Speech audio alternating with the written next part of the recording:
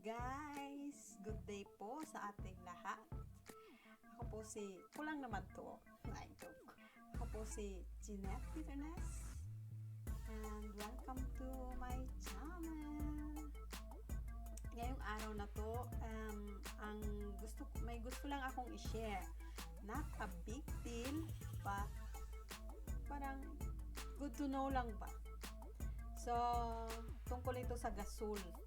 Gasol, pag naubos na ang laman ng gasol mo, paano ba kami bumibili ng laman ng gasol dito?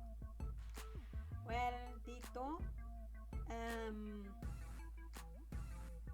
either bibili ka sa gas station or bibili ka sa automatic machine. Di tulad sa Pinas, di ba?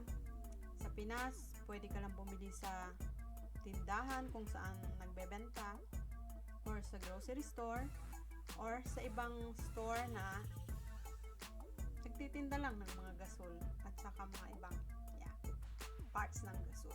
Not a big deal. Ngayong araw, ang isi-share ko is yung bibili kami ng laman ng gasol sa automatic machine.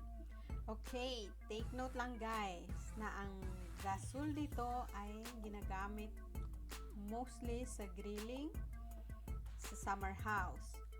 Ang common na ginagamit namin dito sa Norway is electric, yung mga lutuan dito na ginagamit namin. Meron din mga mangilan-ilan na gumagamit ng mga gas. Pero mas common talaga dito ang electric na lutuan sa kusina. Yun lang. So, ready ka na ba? Hindi po siya big deal. Gusto ko lang i-share.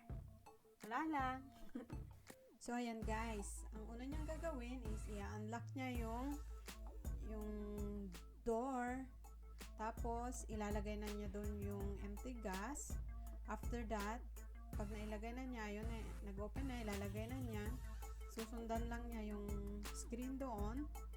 As you can see, pwede kang bumili ng 10 to 11 kilos. Automat na yan. Pero, pwede ka rin bumili ng mga 5 to 6 kilos, which is yan yung binibili namin yun. Pag na-close mo na ulit, magbabayad ka na. Tapos, lalabas dun sa taas yung gas na may laman na. Ayun. Magbabayad na siya. And then, automatic magbubukas doon sa taas. Ayun. May gas na kami. Tada! Sana may na-share ako na good to know. Guys, thanks for watching. Please subscribe, like, and share. Bye!